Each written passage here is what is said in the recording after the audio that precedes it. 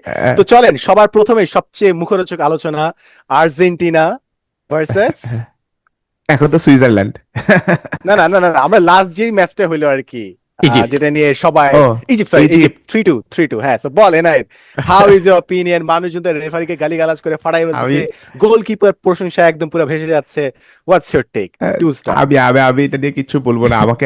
আমাকে সালমান ভাইকে, খালিদ ফারহান ভাইকে আর কাটা জেনে ট্যাগ করে করছে, পোস্ট দিছে যে ভাই আপনারা নতুন কোনো কন্ট্রোভার্সি ক্রিয়েট করেন, এই রেফারি কি ফাউল দিছে কি দেয় নাই, এই একটা খারাপ ওয়ার্ড বলছে বইলা, এটা ভাল লাগতেছে না। এরপরে আমি আর আমি পুরা খেলা দেখছি হচ্ছে ফ্লাইটে, মোবাইল স্ক্রিনের মধ্যে, লাইভ টিভিতে আমি দেখতেছি। আমার কাছে মনে হইতেছিল যে আচ্ছা ঠিক আছে, আহ, আর্জেন্টিনা একটা গোল খাইছে, ওইটা আবার ভিআর করলো, কিন্তু ইজিপ্ট এটা সালারে যখন ফালাই দিল তখন আর ভিআর করলো না। পরে এটার পক্ষে বিপক্ষে অনেক লজিক আসছে যে আচ্ছা হ্যাঁ, ভিআর তো হচ্ছে সারাক্ষণই চেক হইতে থাকে, এটা এমন না যে কেউ রিপ্লে দেখে নাই তার মানে এটা যে চেক হয় নাই, এরকম কোনো কিছু না। আবার এটার উল্টা লজিকে হচ্ছে ফিফা তো অনেক কিছু করতেছে, যে বালুগান রে রেড কার্ডের পরে থেকে আবার ফেরত আনছে ট্রাম্পের সাথে কথা বলার পরে। তারপরে নেইমারের লাস্টে একটা জাস্ট এমনিতেই মুখরোচক পেনাল্টি ওরে দিয়ে দিছে।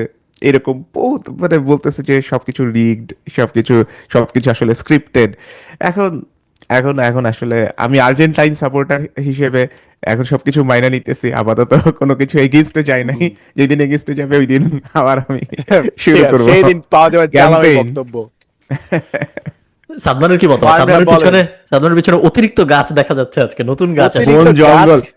আজকে অনেক কাহিনী হয়েছে। আচ্ছা, শর্ট মানে লং স্টোরি শর্ট, বেসিক্যালি আমি ভুল করে দরজা লক করে বাইরে চলে গেছিলাম, বাট চাবি ছিল দরজার ভিতরে।